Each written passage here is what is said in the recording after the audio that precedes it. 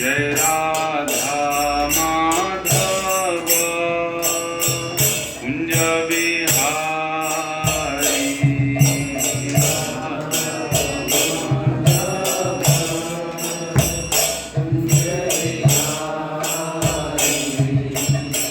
गोपी जन वल्लभ गिरिवरधारी।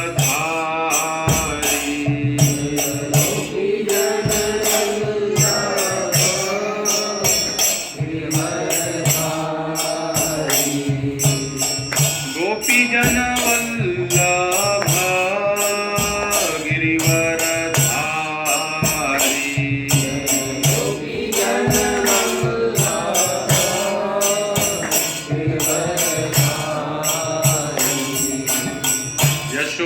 यशोदानंदन ब्रज जनरंजन।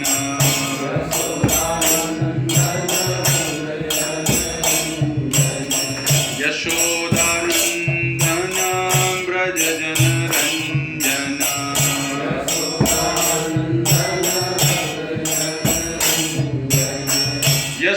यशोदानंदन ब्रज जनरंजन।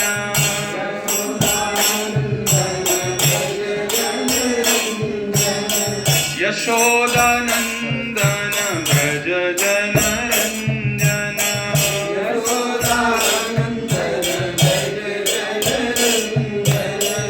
यमुना तीरा वनचारी।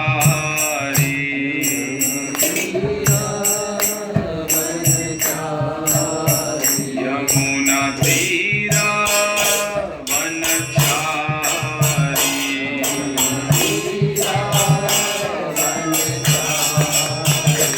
जय राधा माधव कुंज बिहारी।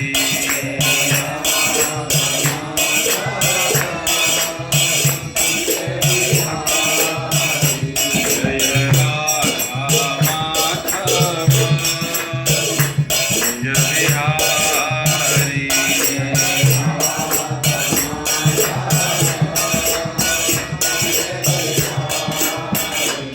हरे कृष्णा कृष्णा कृष्णा हरे हरे, हरे राम राम राम हरे हरे। हरे कृष्णा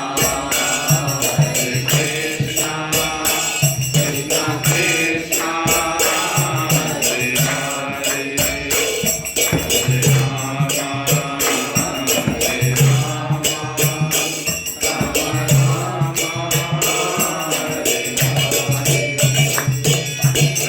कृष्णा कृष्णा कृष्णा हरे हरे, हरे राम राम राम हरे हरे। हरे कृष्णा कृष्णा कृष्णा हरे हरे, हरे राम हरे कृष्णा कृष्णा कृष्णा हरे हरे, हरे राम राम राम हरे हरे।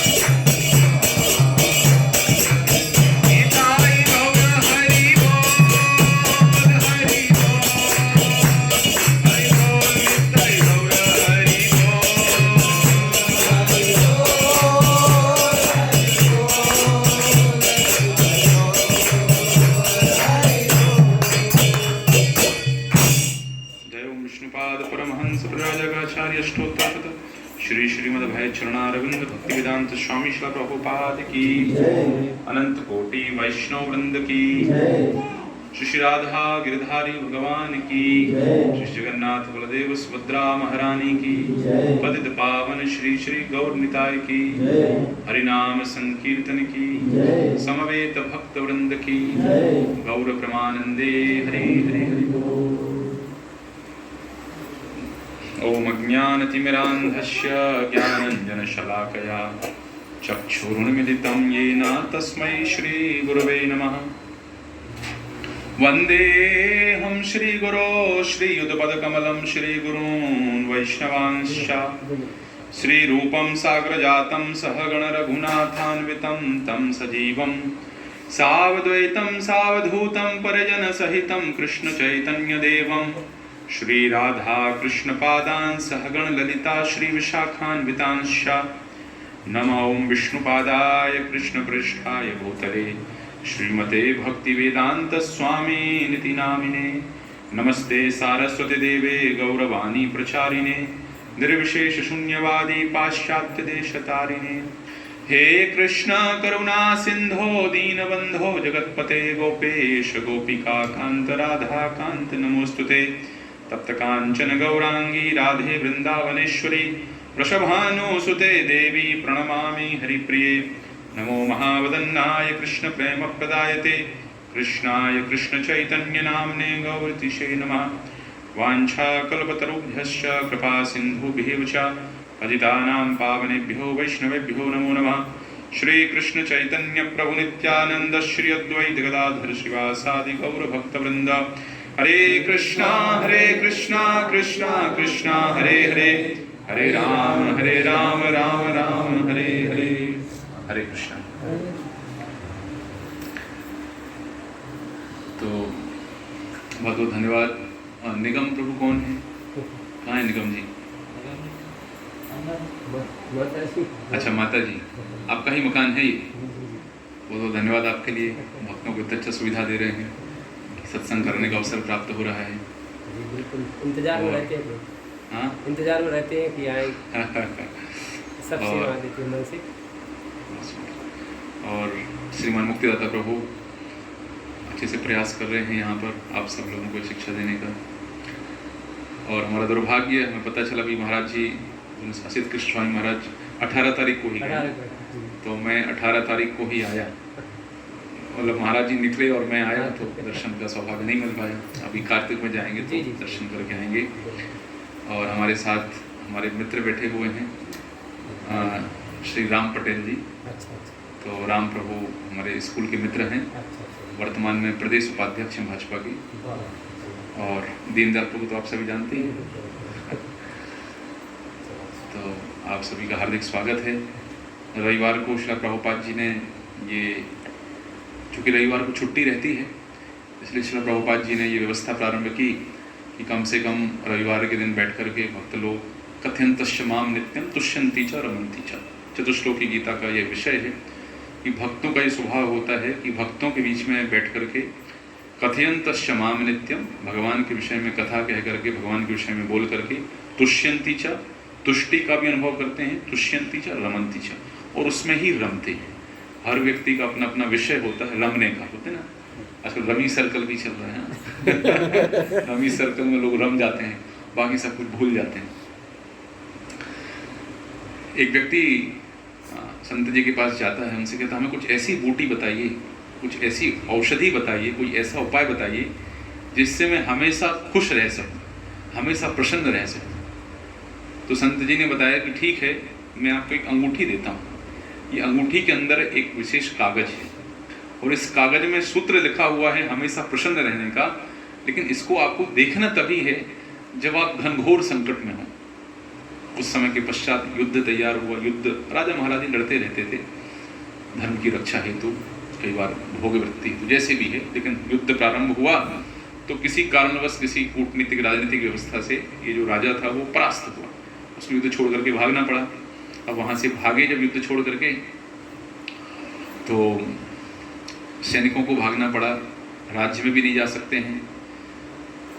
तो उसको उस महात्मा की याद आई कि बड़े कष्ट में है, पीछे सैनिक लगे हुए थे, शत्रु सैनिक भाग रहा था, जैसे तैसे कहीं से छुप करके जान बचाई, शत्रु सैनिक आगे निकले। अब इससे ज़्यादा कष्ट की अवस्था क्या हो सकती कि प्राणों के ऊपर संकट आ गया है। तो अंगूठी निकाली, अंगूठी को निकाल करके खोल करके देखा इसमें क्या लिखा है। क्या लिखा था उसमें? उसमें लिखा था it has to pass away, अर्थात ये भी गुजर जाएगा, ये भी गुजर जाएगा। तो वहाँ उन्होंने बताया आनंद का सूत्र जीवन में ये है, कृष्ण गीता में कहते हैं ना कि जो सुख दुख में संभाव रह जाता है, जो व्यक्ति मान अपमान में संभाव रह जाता है, ये कठिन अवस्था है, लेकिन यदि कोई ऐसा कर सके तो भगवान को बड़ा प्रसन्न है। ऐसा भक्त भगवान को बड़ा साचा भक्ता में प्रिया, इस प्रकार का भक्त मुझे बहुत प्रिय है। तो राजा ने देखा तो उसने कहा ठीक है ये भी गुजर जाएगा। साहस आया उसको, ठीक है ये समय जैसे अच्छा समय था गुजर गया, जैसे बुरा समय आया ये भी गुजर जाएगा। समय बीता, जान बची, सेना को इकट्ठा किया, फिर अटैक किया, राजा ने आक्रमण किया। इस बार राजा को विजय प्राप्त हुई। जब वापस राज्य में लौटा तो ये हाथी के ऊपर बैठ करके जा रहा है और बहुत सम्मान, बहुत स्वागत हो रहा है। राजा ने फिर मुंदरी निकाली और फिर मुंदरी निकाल करके देख लिया, क्या लगा उसमें? It has to pass away, ये भी गुजर जाएगा। तो ये प्रसन्न रहने का फॉर्मूला है। हमारे पास कुछ भी परमानेंट रहने वाला नहीं है, ये सब कुछ क्या है? गुजरने वाला। तो जो व्यक्ति इस संसार के नश्वर स्वभाव के विषय में जानता है कि यहाँ पे कुछ भी हमारे पास हमेशा रहने वाला नहीं, चाहे राजनीतिक दृष्टि से देखें, चाहे सामाजिक दृष्टि से देखें, चाहे आर्थिक दृष्टि से देखें, कितने बड़े बड़े उद्योगपति हुए आज बड़े कर्जों में डूबे हुए हैं, विदेशों में भागते फिर रहे हैं। It has to pass away.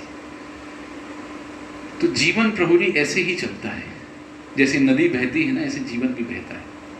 नदी कैसे बहती है? कहीं नदी का छोड़ाव होता है, कहीं नदी सक्रिय होकर के, आप में से यदि कोई गए हैं चारधाम की यात्रा करने, गए हैं?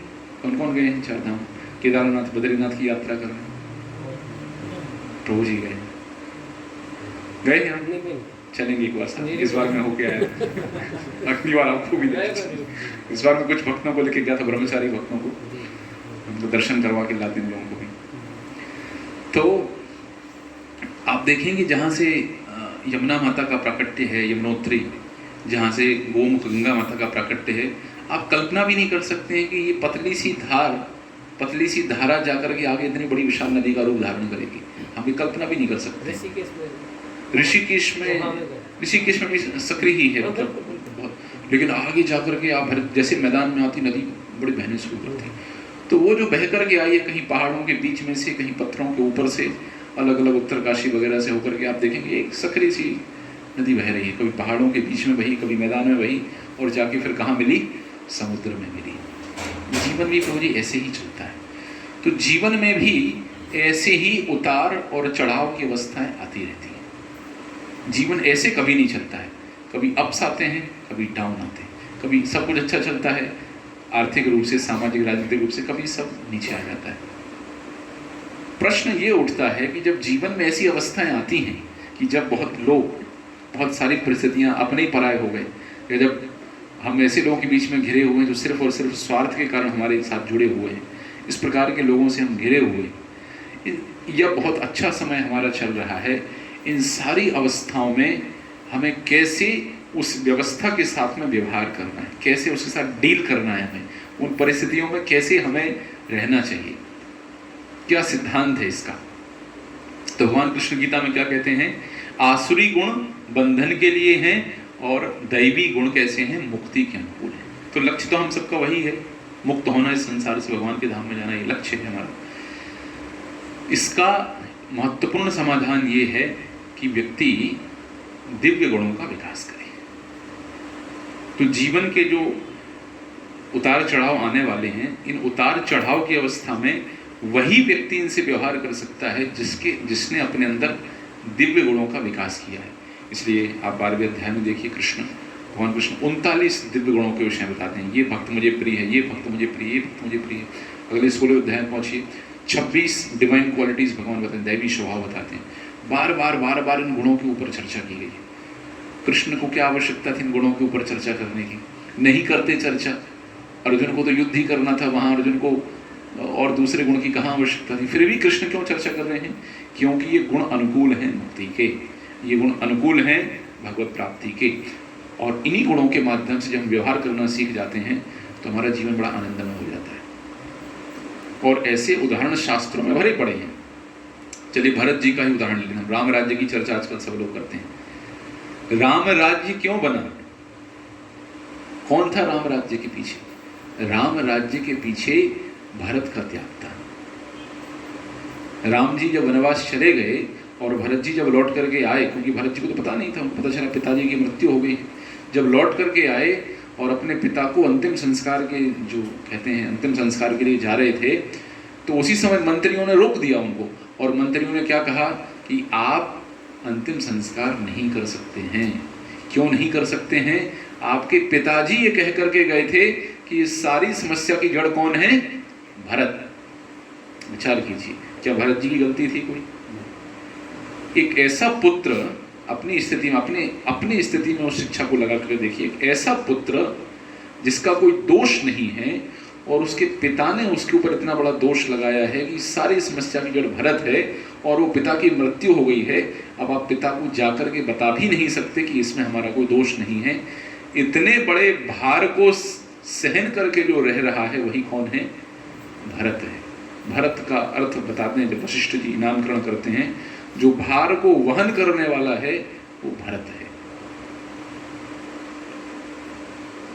भरत जी को राम जी ने कहा कि आपको 14 वर्ष शासन करना है, पादुका रख करके शासन किया।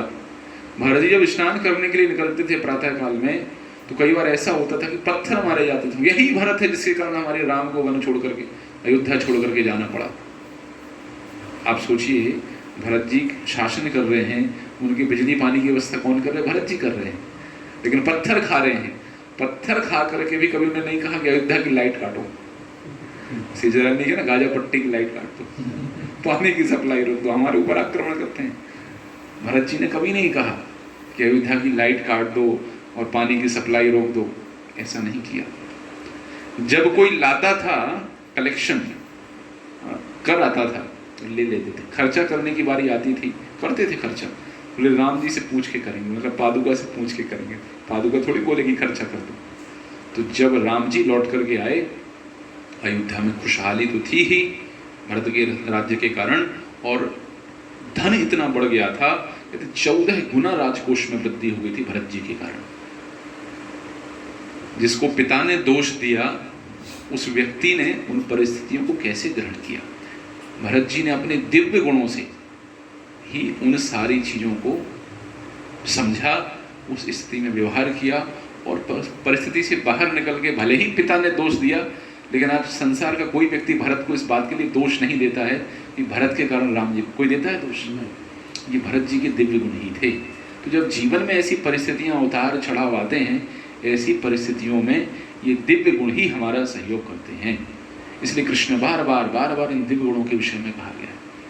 युधिष्ठिर जी का लक्षण था अजात शत्रु। अजात शत्रु का लक्षण ये नहीं होता कि उसका कोई शत्रु नहीं है, वो किसी को अपना शत्रु नहीं मानता है, ये अजात शत्रु की व्याख्या है। व्यक्ति उसको अपना शत्रु मान सकता है। दुर्योधन कहता था हमारे शत्रु हैं, लेकिन युधिष्ठिर जी ने कभी शत्रु नहीं माना। प्रमाण क्या है इसका? प्रमाण ये है, जब गंधर्वों के राजा विचित्रवीर ने आक्रमण किया दुर्योधन के ऊपर, तो कर्ण तो भागा, पीठ दिखा के भागना पड़ा। और जैसे सैनिक बचे बचे भागे हुए आए कि दुर्योधन को बंदी बना लिया है, उसी समय युधिष्ठिर जी ने कहा जाओ भैया अर्जुन, जाओ भैया भीम। ये तो बोल रहे थे नहीं हम नहीं जाएंगे, आप क्या हमें ऐसा दे, वो दुष्ट ने हमें जंगल में भेज दिया, हम नहीं जाएंगे वहां लड़ने के लिए।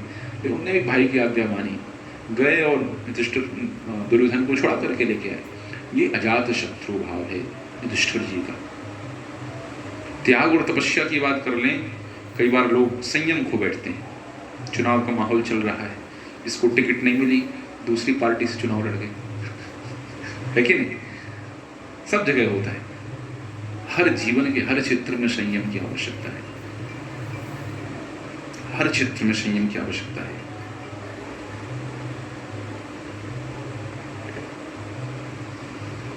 कैसी आवश्यकता है?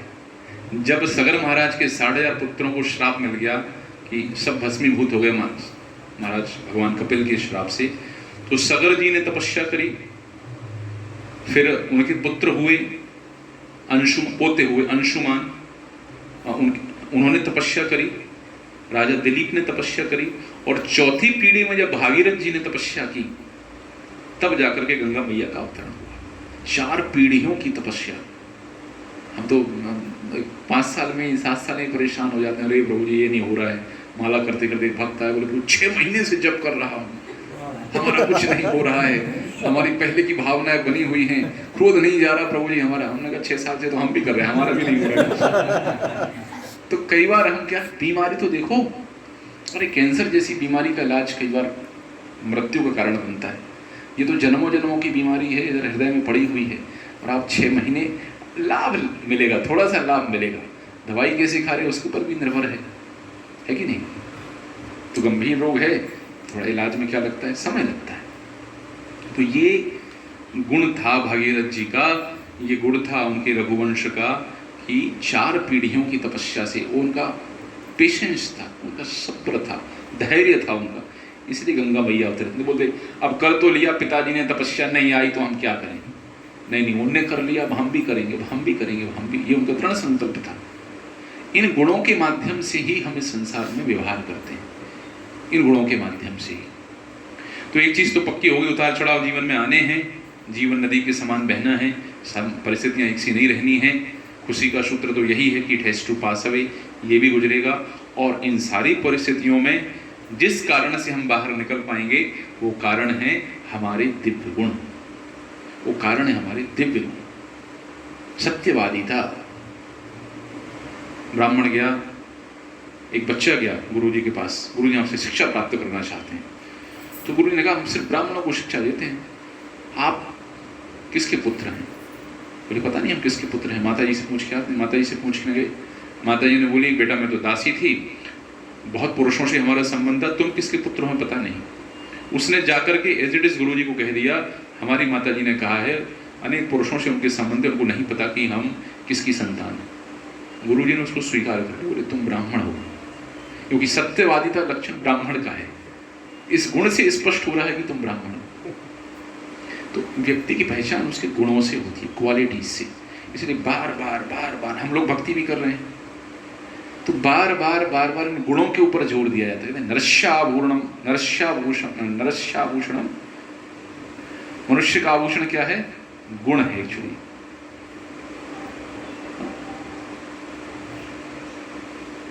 तो इन प्रश्न ये उठता कि जब गुण इतने अच्छे हैं, बड़ा झगड़ा होता था पति पत्नी के बीच में। एक और दिव्य गुण है मौन, पति पत्नी के बीच में बड़ा झगड़ा होता था। तो गई गुरुजी के पास, गुरुजी बड़ा झगड़ा होता है, कुछ उपाय बताओ। गुरुजी ने भी दे दी पुड़िया, ये भभूत लो, ये भभूत खानी है, झगड़ा तुम्हारा शांत हो जाएगा। कब खानी भभूत? बोलिए जैसे झगड़ा शुरू हो तुम दोनों के, उसी समय भभूत पुड़िया निकालना, खा लेना। अच्छा कैसे? पानी के साथ दूध? बोले खाना, दूध पानी नहीं, इसको मुंह में रखना है। तो जैसे झगड़ा शुरू हो पुड़िया निकाले, मुंह में रख ले। गटकना है? बोले गटकना नहीं है, उसको मुंह में ही रखना है। अब झगड़ा शुरू हो, वो भभूत निकाले, मुंह में रख ले। पति बहुत खींचम खींची करे, गुस्सा हो, तमाम सारी बातें करें, अरे तेरे बाप ने मुझे शादी में देखो ये सड़ी स्कूटी दे दी, 120 सीसी की, 150 सीसी की बोली थी मैंने, टीवी 24 इंच का दे दिया, मैंने 56 इंच का बोला था। तमाम सारी चीज़ें ऐसे ही लोग चर्चा करते हैं लड़ाई झगड़े के समय। खाना नहीं दिया हमें, पानी नहीं पिलाया, कोका कोला नहीं पिलाया था। ये चीज़ें बड़े मुर्दे उखाड़ते हैं लोग। पत्नी क्योंकि भभूत मुंह में है, क्या करे? 1 महीने चला ऐसे। 1 महीने के बाद पति ने झगड़ा करना बंद कर दिया। गुरुजी के पास गई, प्रणाम किया, दंडवत, महाराज जी आपकी अनुकंपा हो गई, हमारा तो गृहस्थ जीवन ही सुधर गया। क्या आपने बूटी दी थी? क्या? अरे बोले बूटी नहीं, एक मार्तंड चूर्ण था। लेकिन क्या विशिष्टता थी वहां पर? मौनम। मौन जो है विशिष्ट लक्षण है। हर बात का उत्तर देना आवश्यक नहीं होता है, कई बातों का उत्तर मौन ही होता है। आजकल हमारे समाज में बड़ी समस्या हो गई है। पहले तो कहते थे भैया विवाह हो गया तो गंगा स्नान हो गया, माता पिता ऐसा अनुभव करते थे कि ठीक है विवाह हो गया है, अभी चलो कोई समस्या नहीं। अब परिस्थितियाँ ऐसी नहीं बची। इस पाश्चात्य संस्कृति के प्रभाव में और बच्चियों का और बच्चों का उनका सही तरीके से प्रशिक्षण होने के प्रशिक्षण ना होने के कारण स्थिति ऐसी है, किस दिन अलग हो जाएंगे। बोलते हैं ईंट का जवाब किससे मिलेगा? तोप से। पत्थर वाला जमाना गया, अब तो ईंट का जवाब तोप से होगा सीधा। ऐसी स्थिति हो गई है। आप पत्थर फेंकोगे, हम सीधा गोलीबारी करेंगे। दिव्य गुणों का विकास ही हमारे सुखी जीवन में सहयोगी होता है। इसलिए बार बार इन दिव्य गुणों के विकास की ओर, दिव्य गुणों से युक्त पुरुषों की ओर ध्यान जाता है और ऐसे लोगों की महिमा भी गाई जाती है। प्रश्न ये होता है कि इन दिव्य गुणों का विकास होगा कैसे? किस प्रकार से व्यक्ति इन दिव्य, जब इतने महत्वपूर्ण हैं तो इन दिव्य गुणों का विकास कैसे होगा? कैसे इन दिव्य गुणों का विकास कर सकते हैं? तो क्या कहते हैं भागवत में कि यदि कोई व्यक्ति वैष्णव बन जाता है, यदि कोई व्यक्ति भगवान का भक्त बन जाता है, तो भगवान के भक्त बनने से उसके अंदर सारे समस्त प्रकार के दिव्य गुण आ जाते हैं। समस्त प्रकार के दिव्य गुणों का उसके अंदर विकास हो जाता है। बल्कि कोई यदि भक्त नहीं है तो बाह्य दृष्टि से लग सकता है कि इसके गुण दिव्य हैं, लेकिन उसके गुणों में दिव्यता नहीं रहती है। वो किसी न किसी समय अपने स्वरूप को दिखा ही देगा। जैसे हिरण्यकश्यप, तपस्या तो उसने भी करी, तपस्या दिव्य गुण है, लेकिन किस लिए करी? लोगों को नुकसान पहुंचाने के लिए। तो यद्यपि तपस्या से लग रहा है बाह्य दृष्टि से दिव्य गुण है, लेकिन दिव्य गुण नहीं हुई, वो तपस्या उसके लिए आसुरी गुण हुई। तो ये गुणों का विकास कैसे हम कर सकते हैं? भगवान की भक्ति करने से।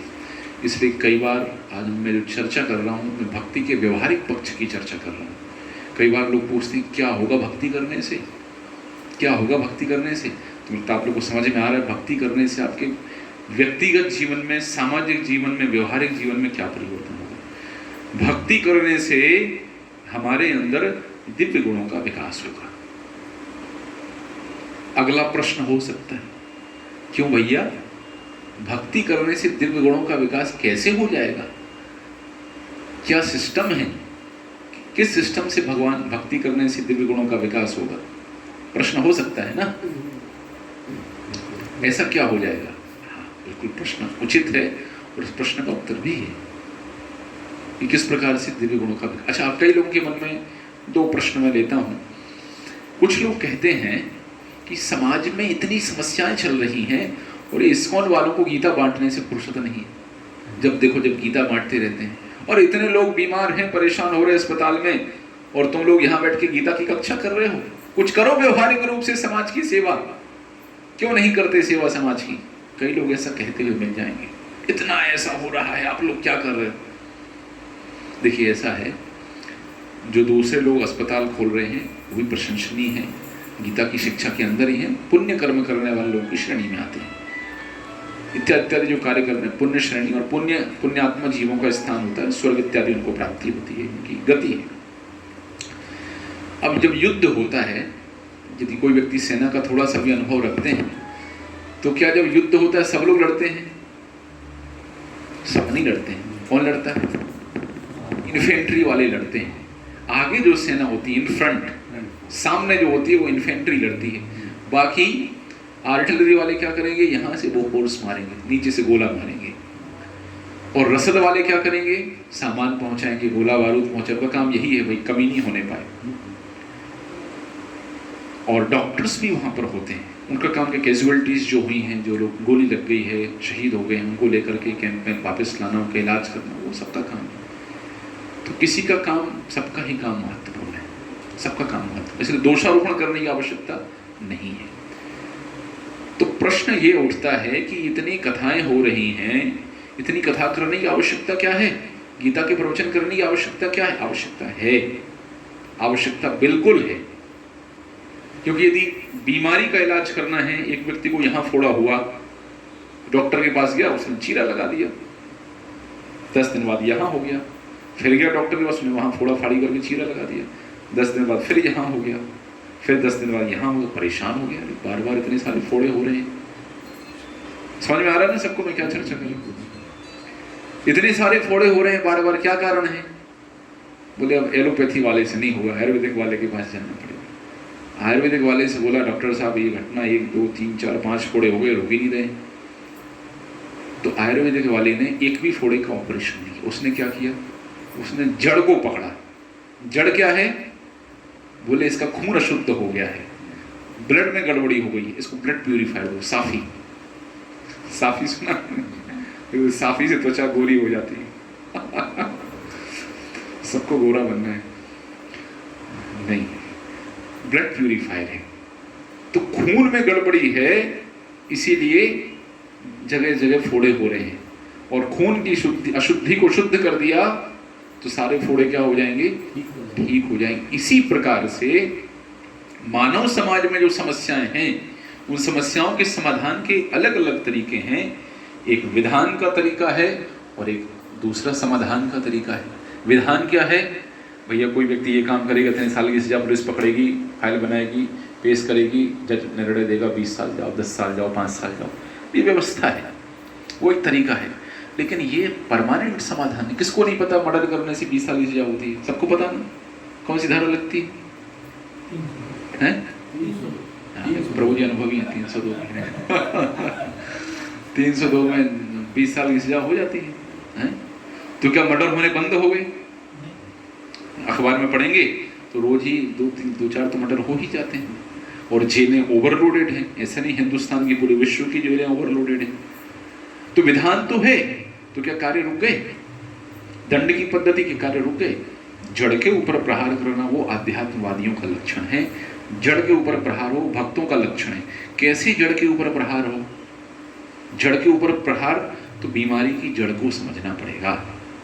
समाज में जो समस्या है, वो समस्या चली एक चीज, भ्रष्टाचार। भ्रष्टाचार, लोग, समाज के लोगों के जिस हेतु उनको बनाया गया है कि आप समाज की सेवा करेंगे, जनता की सेवा करेंगे, उसको छोड़ करके अपनी सेवा में लगे हुए हैं, अपने घर भरने, अपना खजाना भरने में लगे। ये प्रवृत्ति कैसे बदलेगी? तो ये जो भ्रष्टाचार है, इसके पीछे का कारण क्या है? लोभ। क्या कारण है? लोभ। अब बताओ कौन सी बीमारी से लोभ मरेगा? ये यहां बैठा हुआ है। अंदर के लोभ का प्राकट्य, अंदर के लोभ का प्रकाश बाहर भ्रष्टाचार के रूप में होता है। इस लोभ को मारने के लिए कोई औषधि हमारे आधुनिक चिकित्सा विज्ञान में नहीं है। बाहर माताओं के साथ दुर्व्यवहार, दुराचार, बलात्कार हो रहे हैं, है विधान, फांसी की सजा तक का विधान है। क्या रुक रहे हैं? कारण क्या है? अंदर काम बैठा हुआ है। इस अंदर के काम का प्रकाश बाहर माताओं के साथ दुराचार में, व्यभिचार में होता है। क्या काम को मारने के लिए कोई औषधि बनी है? नहीं बनी है। बाहर झगड़े हो रहे हैं। बाहर के झगड़े क्यों हैं? क्योंकि अंदर ईर्ष्या बैठी हुई है। अंदर की ईर्ष्या का प्रकाश, अंदर के क्रोध का प्रकाश बाहर झगड़े के रूप में दिखाई देता है। तो क्रोध को और ईर्ष्या को मारने का कोई साधन है आपके पास? कोई नियम बना सकते हैं? यदि आज के बाद किसी ने क्रोध किया तो भारतीय दंड संहिता की फला फला धारा के अंदर उस व्यक्ति को इतने इतने वर्ष की सजा है? पद्धति नहीं है। जब उसका प्रकाश होगा, उसके प्रकाशित होने के पश्चात उस व्यक्ति से कोई घटना घट जाएगी, उसके पहले आप दंडित कर सकते हैं उसको। लेकिन जड़ से इस बीमारी को कैसे समाधान करें? वो भक्ति से होगा। इसलिए महाप्रभु क्या कहते हैं? चेतो दर्पण मार्जनम भव महादावाग्नि निर्वापणम श्रेयः कैरव चंद्रिका वितरणम विद्यावधू जीवनम आनंदाम बुद्धिवर्धनम प्रतिपदम पूर्णामृत स्वादनम सर्वात्मष्ण परम परम विजयते श्री कृष्ण संकीर्तनम परम विजयते श्री चितोदर्पण मार्जन। तो भक्ति वो पद्धति है जिसके माध्यम से मोदी जी चला रहे हैं भारत स्वच्छता अभियान। अपना भी स्वच्छता अभियान चल रहा है। कौन सा? हृदय स्वच्छता अभियान। ये हृदय के शुद्धिकरण का अभियान चल रहा है। तो स्वच्छता अभियान से बाहर स्वच्छ होगा, और इस हृदय के शुद्धिकरण अभियान से क्या होगा? हृदय की स्वच्छता होगी। तो इसलिए भक्ति करने से जो हृदय के विकार हैं, वो हृदय के विकार क्या हो जाते हैं? दूर हो जाते हैं। कैसे दूर हो जाते हैं? गोस्वामी जी कहते हैं, सुखदेव गोस्वामी, जिस प्रकार से शेर के, सिंह के आगमन पर छोटे मोटे जो प्राणी होते हैं सब क्या हो जाते हैं? कोई यहाँ छुप जाता, कोई भाग जाता, कोई कहीं चला जाता। शेर के सामने, सिंह के सामने कोई पड़ता नहीं है। ऐसे ही भगवान के नाम के प्रकाश से, भगवान की भक्ति के प्रकाश से समस्त प्रकार के जो आसुरी वृत्तियां अंदर बैठे हुए कहाँ चिपक जाती हैं, कोने में दुबक जाती हैं, कहीं में बाउंड्री से बाहर निकल जाती हैं, और इस प्रकार से व्यक्ति के हृदय में दिव्य गुणों का विकास होता है।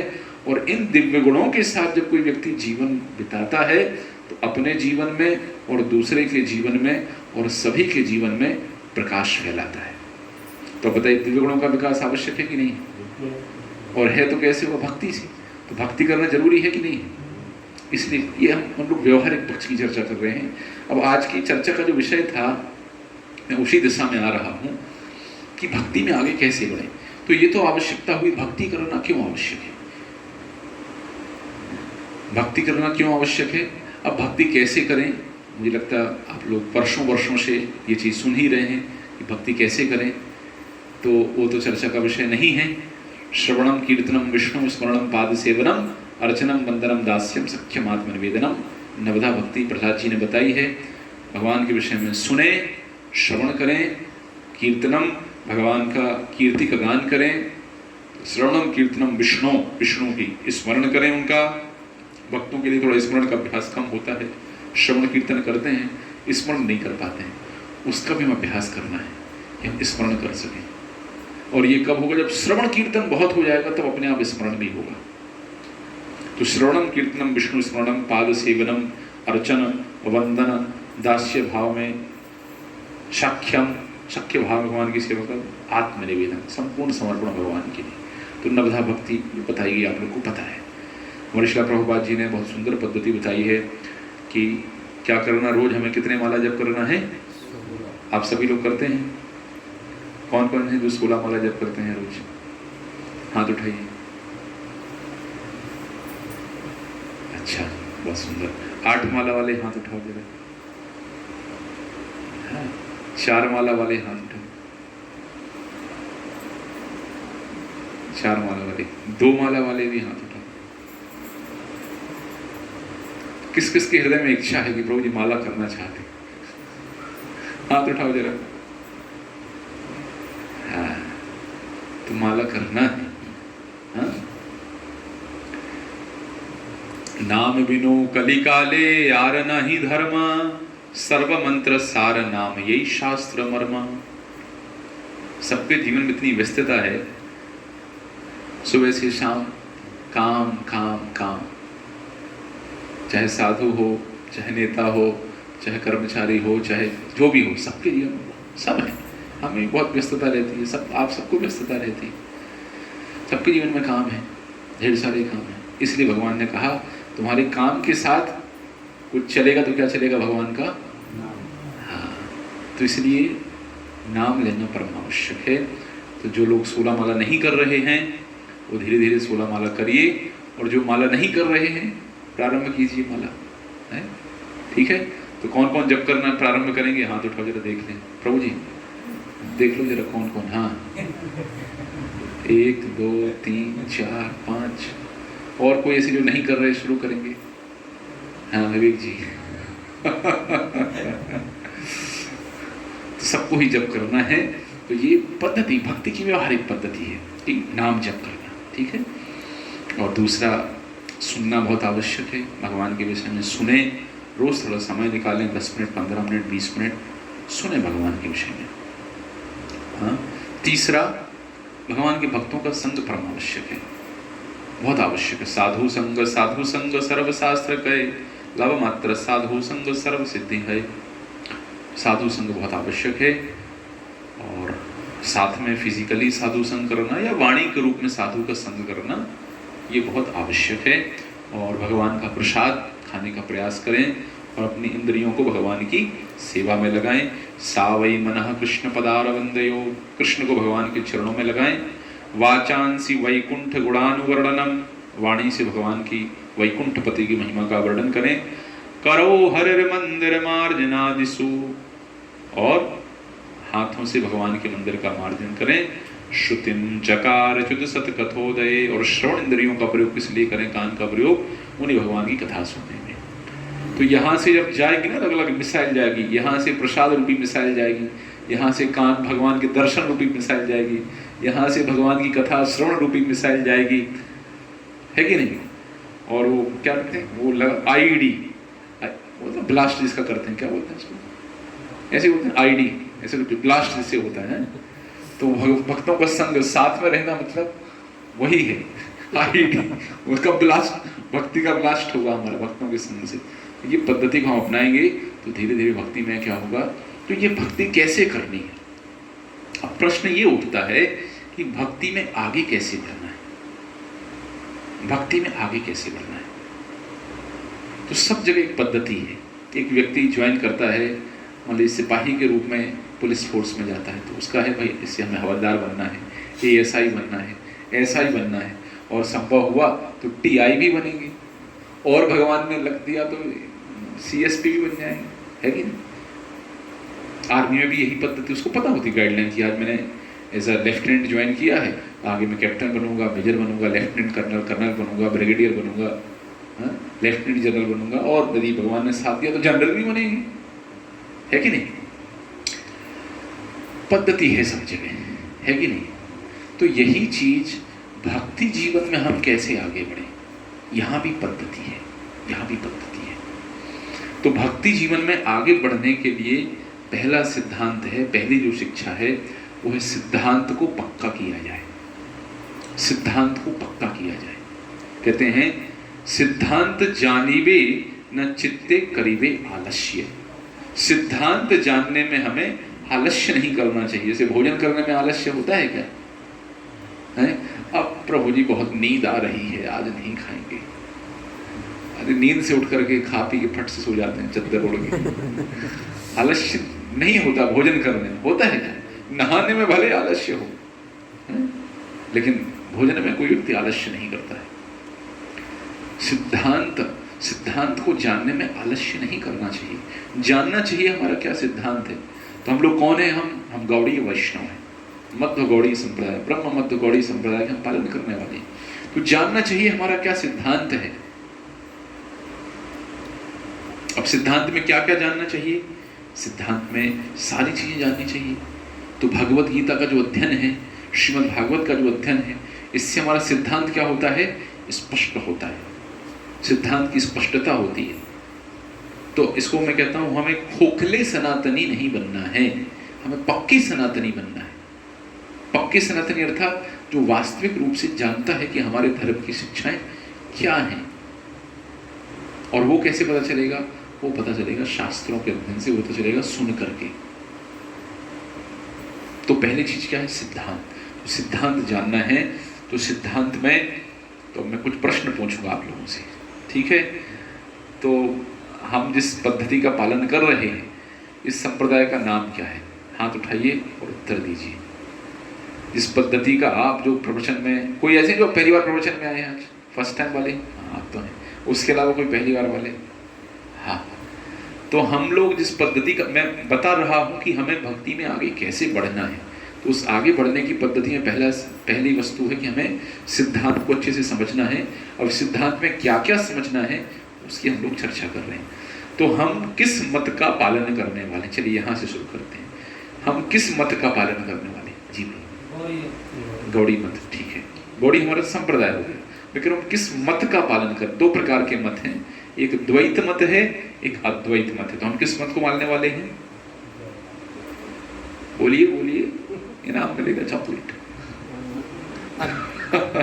अद्वैत मत और हाँ कौन अद्वैत वाले हाथ उठाओ। कौन कौन अद्वैत वाले? द्वैत वाले हाथ उठाओ। द्वैत वाले हाथ उठाओ। ठीक है। तो हमारा जो मत है वो है द्वैत मत। रामानुजाचार्य, मध्वाचार्य, निम्बार्क स्वामी, विष्णु स्वामी जो आचार्य, वैष्णव आचार्य, इन्होंने जो मत दिया वो कौन सा मत है? द्वैत मत है। तो समझना चाहिए, चूंकि आज सब चीज़ों को स्पष्ट करना संभव नहीं है, हमारे प्रभु जी हैं वो आप समझाएंगे आपको सारी चीज़ें। तो द्वैत मत क्या है ये हमें जानना चाहिए। क्या है द्वैत मत? अद्वैत से क्या अंतर है कि नहीं? तो हमें जानना चाहिए। चलिए, द्वैत मत में हमारा संप्रदाय कौन सा है?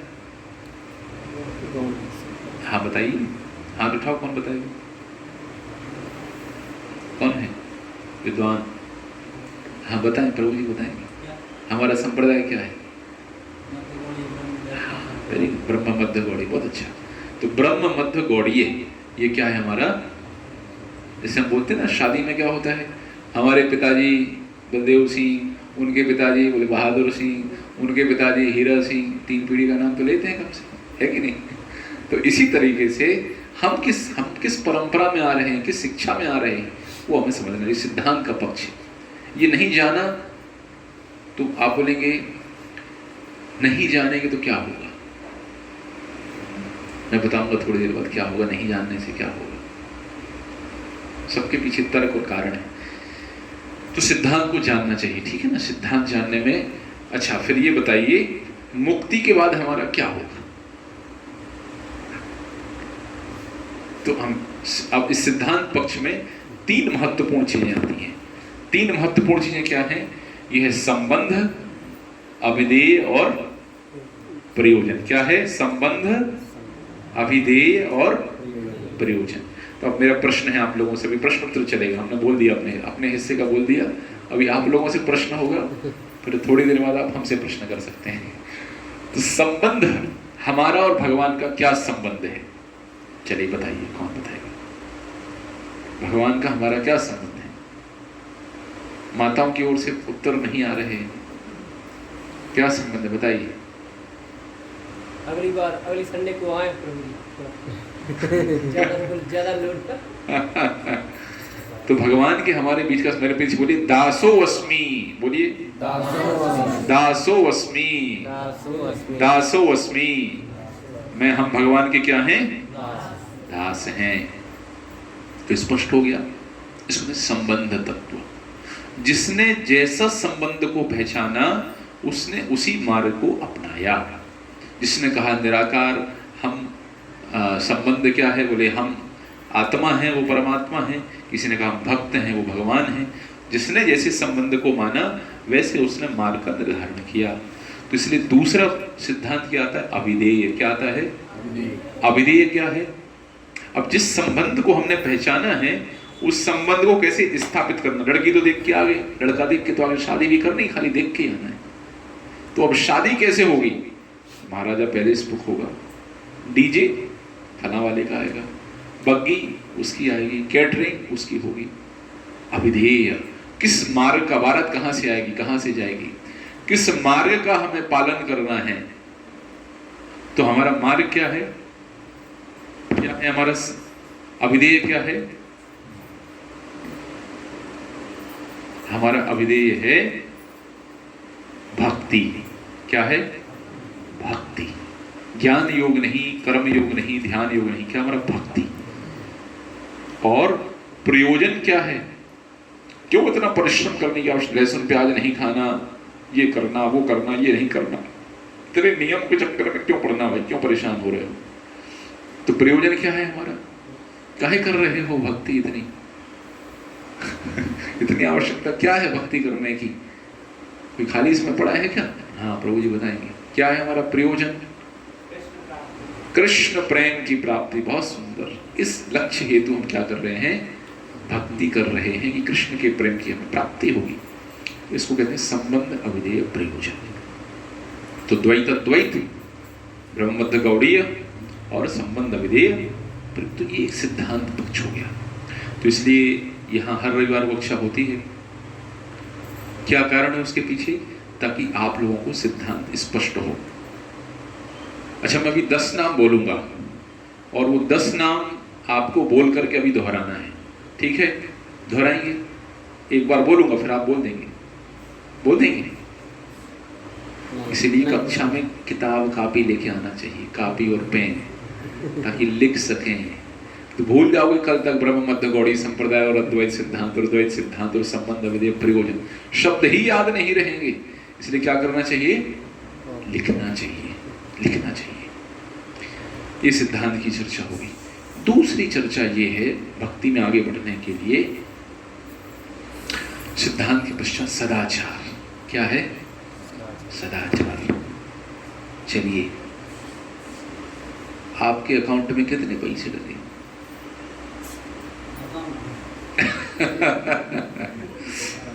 ठीक है, ठीक है। तो सदाचार क्यों है आवश्यक, बहुत अच्छी बहू है ये, बस बात खराब करती है, बात खराब करती है। बहुत अच्छी बहू है, बस झगड़ा करती है। बहुत अच्छी बहू है, बस सुबह 10 बजे सो के उठती है। बहुत अच्छी बहू है, भोजन नहीं बनाती है। बहुत अच्छी बहू है, झाड़ू लगाते नहीं आता है। काहे की अच्छी बहू है?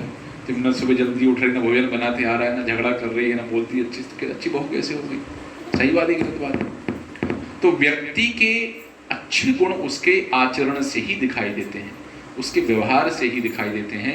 इसलिए सदाचार, भक्ति में हमें आगे बढ़ना है।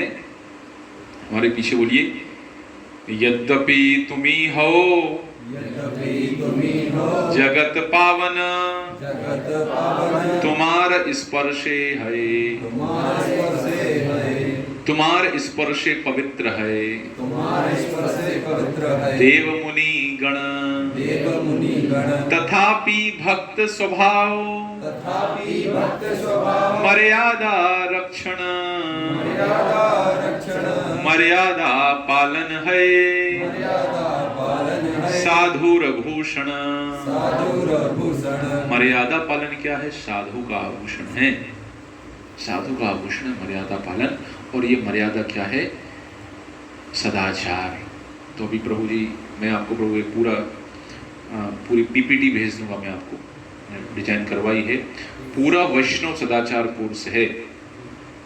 आते हैं वैष्णव सदाचार में, आते हैं भगवान को कैसे प्रणाम करना है, स्नान कैसे करना है, स्नान के पश्चात शुद्धिकरण कैसे करना है, तिलक कैसे लगाना है, शिखा कैसे बांधनी है, कितनी शिखा हो हमारी, कंठी कैसे धारण करनी है, कंठी धारण करने के नियम क्या हैं, भगवान को आते समय प्रणाम मंत्र किस प्रकार से बोलना है, कौन से भक्त को किस प्रकार से प्रणाम करना है।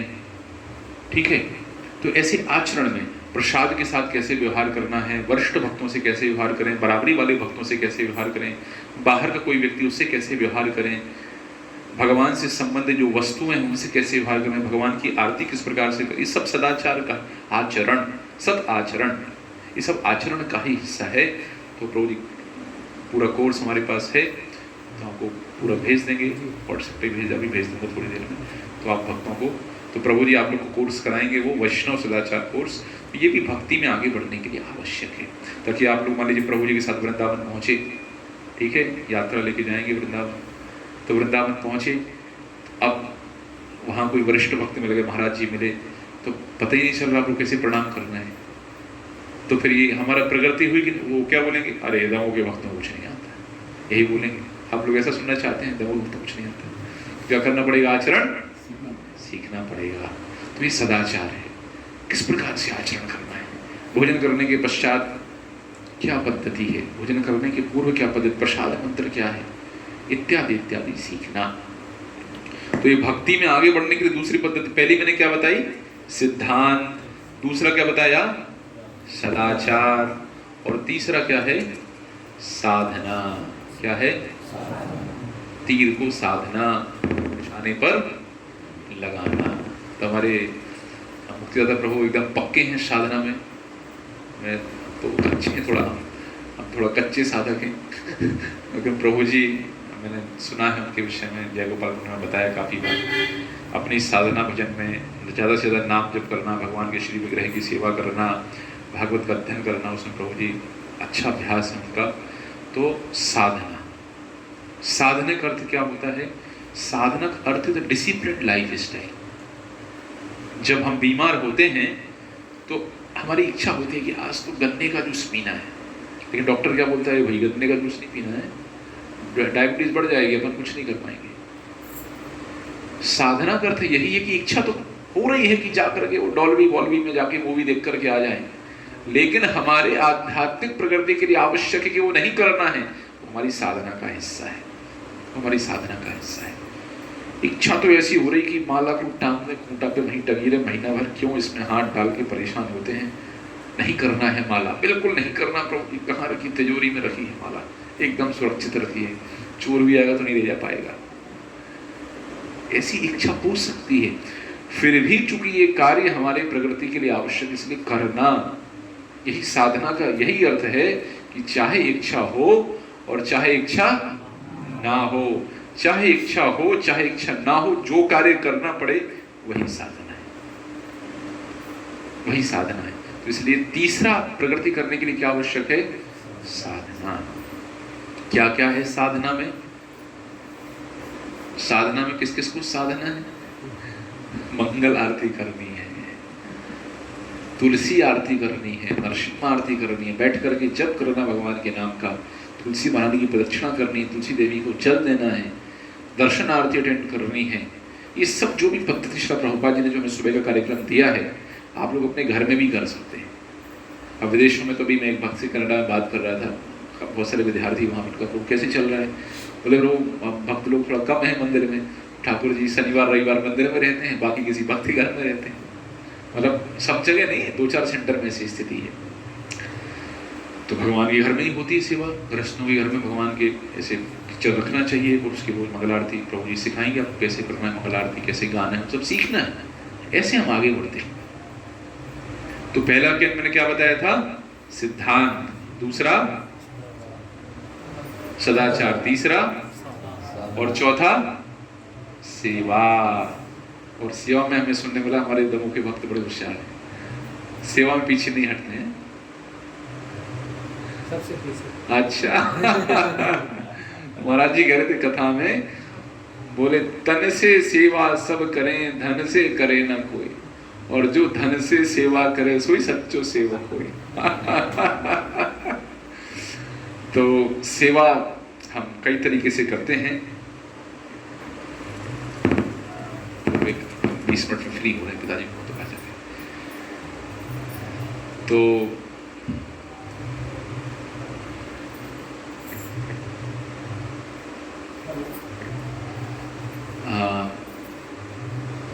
सेवा, सेवा कैसे करनी है समझिए, विचार समझने का प्रयास कीजिए। सेवा के पीछे का लक्ष्य क्या है? सेवा से हमें उच्छृंखल नहीं होना है। हमारे मन में इच्छा इसलिए करना ये सेवा नहीं है, हमें आदेश हुआ हमारे वरिष्ठों का इसलिए हमें करना ये सेवा है। हमारे वरिष्ठ ने हमें आदेश दिया है, हमारे गुरुजी ने हमें आदेश दिया है, इसलिए ये करना है, ये सेवा है। इससे ही हमारा शुद्धिकरण होगा, अन्यथा हमारा अहंकार बढ़ जाएगा, अन्यथा हमारा अहंकार बढ़ जाएगा। तो हमारी तो लाख इच्छा है कि हम ये करें, तो गुरु जी का आदेश नहीं तो युवा प्रचार करना, तो लगे हुए हैं उसी में जो आदेश, क्योंकि उसके साथ हमें शक्ति भी प्राप्त होती है और उसके साथ हम संयम भी सीखते हैं, हम विनम्र भी बनते हैं उसी के साथ। तो सेवा करनी है, और सेवा कैसी करनी है? करने वाला भी खुश और जिसकी सेवा हो रही है वो भी खुश, ये आदर्श सेवा है। अब कर ऐसे दबाया पैर कि बेचारे के पैर में घाव हो गए, ये सेवा नहीं है। तो सेवा कैसे करें? सेवा करना सीखना चाहिए। कुकिंग करना है, क्या स्टैंडर्ड है, किस स्टैंडर्ड से कुकिंग करना चाहिए, हमें धीरे धीरे सीखना है। हम में से कोई कभी परफेक्ट नहीं होता। प्रभु जी से विचार करिए, जब शुरुआत में भक्ति में हम आए तो बहुत गलतियां करते थे। अभी भी मैं नहीं कह रहा हूँ परफेक्ट हुए, हम सब कुछ ना कुछ गलतियां करते हैं, लेकिन सीखने की प्रवृत्ति बनाए रखनी चाहिए कि नहीं, और सुधार करना है, और सुधार करना है, और सुधार करना। क्योंकि वो एक बड़ा सुंदर सा वाक्य है, बोले भूल करना प्रकृति है, टू एरर इज ह्यूमन। बिल्कुल गलती करना प्रकृति है व्यक्ति की, गलती करना प्रकृति है और स्वीकार करना संस्कृति है। जो कल्चर्ड लोग होंगे वो स्वीकार करते हैं, नहीं ठीक है प्रभु जी हमारी गलती है, आप बताइए कैसे करना है, ठीक है सर हमसे गलती हुई है, तो स्वीकार करना संस्कृति है। अन्यथा व्यक्ति नहीं हमारी कोई गलती नहीं है, आपने ऐसा है, सब ऐसे कर देगा। और सुधार करना प्रगति है। तो हमें प्रगति के मार्ग पर आगे बढ़ना है। हमसे गलतियां होंगी लेकिन हमें क्या करना है, उसमें सुधार करने का प्रयास करना है। तो मैंने आपको पहला सिद्धांत बताया, क्या करना है हमें, पहला क्या बताया मैंने, सिद्धांत, और सिद्धांत के लिए गीता भागवत पढ़ना, प्रवचन में आना। दूसरा बताया साधना, दूसरा बताया सदाचार, जो प्रभु जी कोर्स लेने वाले हैं, और तीसरा बताया साधना, और चौथा बताया 4S, याद रहेगा 4S क्या है? पहला सिद्धांत, सदाचार, साधना और ये 4S। तो आप सब दमो के भक्तों को, दमो भक्त वृंद को इसमें प्रभु जी के सानिध्य में पक्का बनना है, ठीक है, और अच्छे से गंभीर होना है, गंभीर बनना है, गंभीर। देखो हमारा लक्ष्य बहुत दूर है। 2050 का चुनाव किसको जीतना है? अपनी पार्टी को, इस्कॉन पार्टी को, पता है आपको?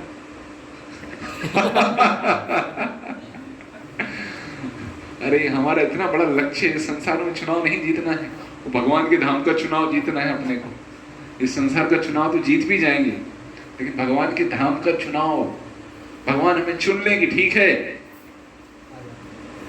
प्रभु जी को ले चलो इधर, अभी बहुत हो गया, बस वापस बैक टू गॉड हेड। इतना बड़ी चुनाव में हम हिस्सा, इतनी बड़ी टिकट हमें मिलने वाली है, तो चुनाव की तैयारी कैसे करनी है? पक्की वाली करनी है, कच्ची वाली होगी तो बाहर हो जाएंगे।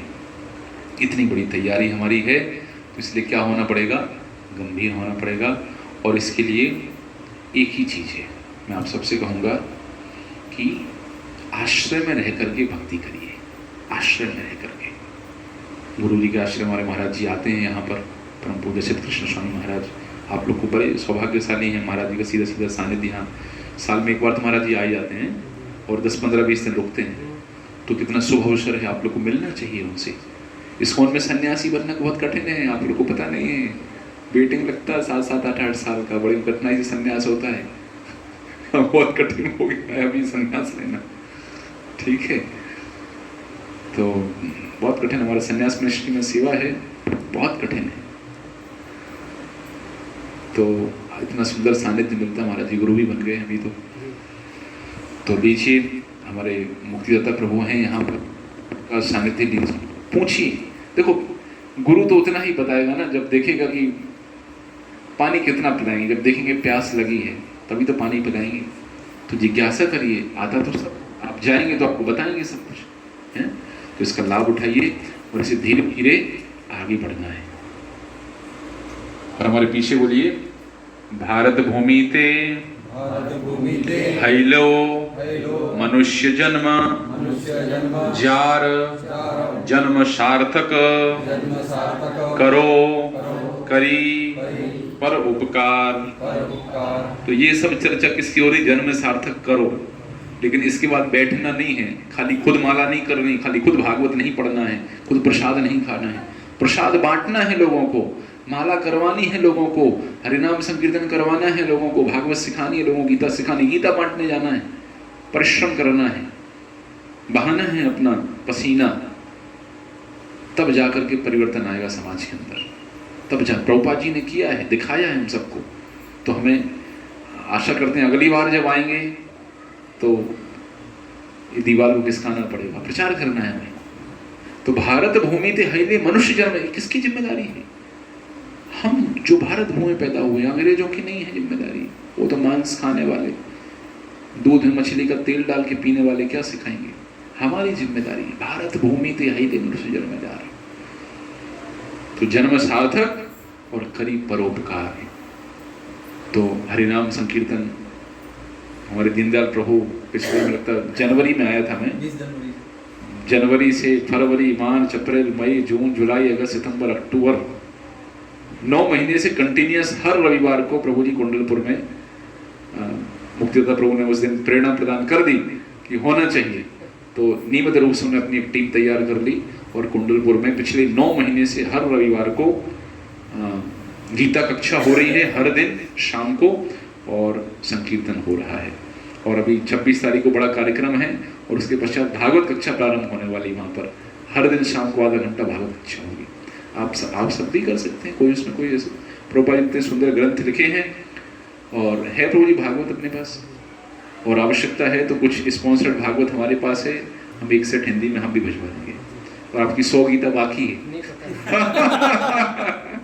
मुझे याद है वो बाकी है, 100 गीता मैंने बोला था, वो मैं भेजूंगा। हरे कृष्ण। तो इस प्रकार से एक और श्लोक है हमारे पीछे, बोली, अमाराज्ञा गुरु हैया तारो ये देश जारे देखो तारे कहो कृष्ण उपदेश। आप सबको गुरु बनना है। कौन कौन गुरु बनेगा? हाथ उठाओ।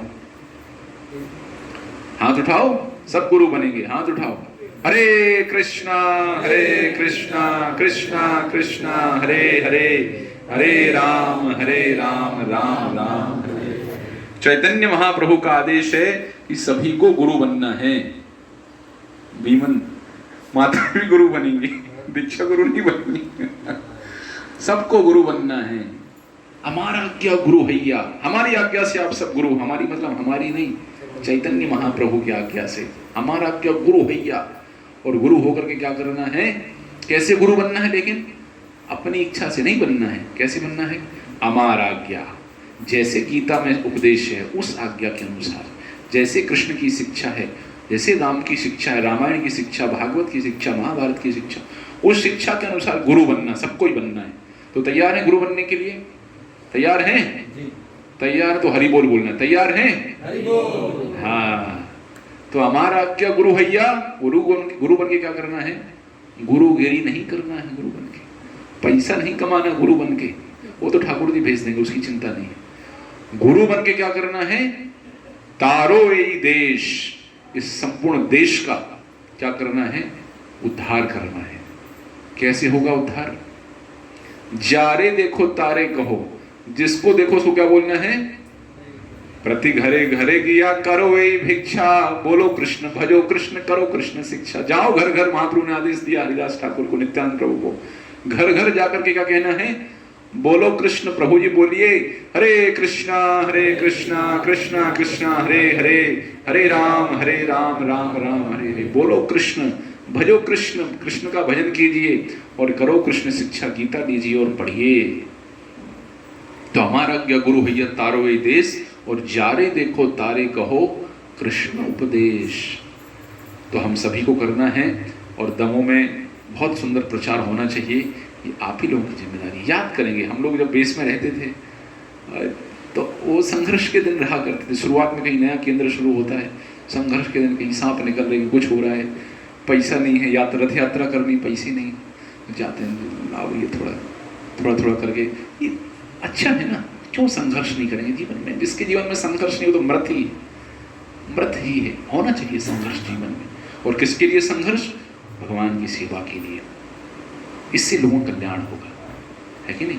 तो आप सबको प्रयास करना है, सब लोगों को क्या बांटनी है, किताबें बांटनी है, बुक डिस्ट्रीब्यूशन करना। हमारे प्रभुपाद जी ने बड़ा परिश्रम किया, तो आशा करते हैं आप सब प्रभुपाद जी के सिद्धांत को, इन शिक्षाओं को हमारे श्रीमद मुक्तिदाता प्रभु के सानिध्य में स्वीकार करेंगे और दमों में खूब प्रचार प्रसार करेंगे। आप लोगों तक इन शिक्षाओं को लेकर के जाएंगे। और इसमें अपना कोई स्वार्थ नहीं है। देखिए, ये अपना कोई स्वार्थ नहीं। मान लीजिए हमारे मित्र हैं, भक्त बन जाएंगे, हमारा क्या स्वार्थ? वो नाम जब करेंगे उनके अकाउंट में लिखेगा, हमारे अकाउंट में थोड़ी लिखेगा। कोई स्वार्थ है क्या? आप भक्त बन जाएंगे, प्रभु जी का क्या उसमें स्वार्थ? कोई स्वार्थ है? यही आकर के सेवा कर दोगे, सेवा कर दोगे तो उनका क्या स्वार्थ? आप नहीं करोगे, कोई और करेगा, आप करेंगे, आपका कल्याण होगा, आपके अकाउंट में लिखेगी सेवा। तो इसलिए भक्त बनना है और भक्त बनाना है, ठीक है? तो यही प्रभु जी आज कुछ ऊंच नीच ऊपर नीचे बोल दिया हो तो क्षमा करें। और प्रश्न, एक प्रश्न ले सकता हूँ मैं, कोई प्रश्न किसी का है तो एक प्रश्न, अन्यथा थोड़ी देर कीर्तन करके और चलेगा, 5 मिनट कीर्तन करके, नृत्य कीर्तन करेंगे थोड़ा। जी वो परिक्रमा का, हाँ चलो प्रभु जी बहुत अच्छी बात है, इसका ही तो प्रवचन चल रहा है। निगम जी, हरे कृष्णा प्रभु, निगम प्रभु, आइए थोड़ा, आइए थोड़ा माला प्रभु जी। प्रभु जी एकदम बहुत सुंदर सेवा उनके माध्यम से। थोड़ा हाँ बिल्कुल बिल्कुल। हरे कृष्ण, आइए आपके सहयोग से। तो एक बार हम लोग प्रभु जी के लिए हरे कृष्ण महामंत्र का उच्चारण करेंगे कि भगवान उनको खूब भगवत भक्ति प्रदान करें, भक्ति में और आगे बढ़ें और भगवान की वैष्णवों की सेवा करते ही रहें। हरे कृष्णा कृष्णा कृष्णा हरे हरे, हरे राम राम राम हरे। प्रश्न एक बताइए प्रभु, एक प्रश्न लेते हैं। हाँ ना चाहते हैं तो बहुत अच्छी योगी और आकर सकते हैं। हाँ, प्रभु जी का प्रश्न है कि ना चाहते हुए भी व्यक्ति आकर्षित होते हैं, कारण क्या है? यही प्रश्न अर्जुन का था। पापम चरति पुरुषः बलादिव नियोजिता। पाप करने की इच्छा नहीं है, फिर भी व्यक्ति लग रहा है। क्या कारण है? काम ऐसा, क्रोध ऐसा, रजोगुण समद्भवा, महाशनो महापापमान विद्वेन इहम वैरिणम। हमारा सबसे बड़ा वैरी क्या है? बोले काम। हमारी जो बहुत सारी इच्छाएं हैं, उन इच्छाओं के चलते व्यक्ति लगता है। बोले इच्छा तो नहीं है, इच्छा नहीं है। इस इच्छा के पीछे के जो मुख्य कारण है वो रजोगुण। 3 प्रकार के गुण हैं प्रकृति, सतोगुण, रजोगुण, तमोगुण। तो चूंकि रजोगुण में जब व्यक्ति स्थित होता है, उस रजोगुण में स्थित होने के कारण व्यक्ति स्वाभाविक रूप से भौतिक इच्छाओं के पीछे भागने लगता है। क्या कारण है इसका? रजोगुण। और इससे निपटना है तो क्या करना पड़ेगा? सतोगुण में आना पड़ेगा। भगवान की भक्ति के अभ्यास से सतोगुण में आएंगे तो ये भौतिक चीज़ों के पीछे। आपके पास है बहुत सारे लोग, कहाँ देखो घर द्वार छोड़ के बन गए साधु, कहाँ भाग रहे भौतिक चीज़ों के पीछे। संभव है। हमारे राम प्रभु भी फुल टाइम प्रचारक हैं RSS के, मतलब वो संघ में तो पूर्णकालिक सेवा में लगे हुए हैं। तो सतोगुण में व्यक्ति रहेगा तो बच जाएगा।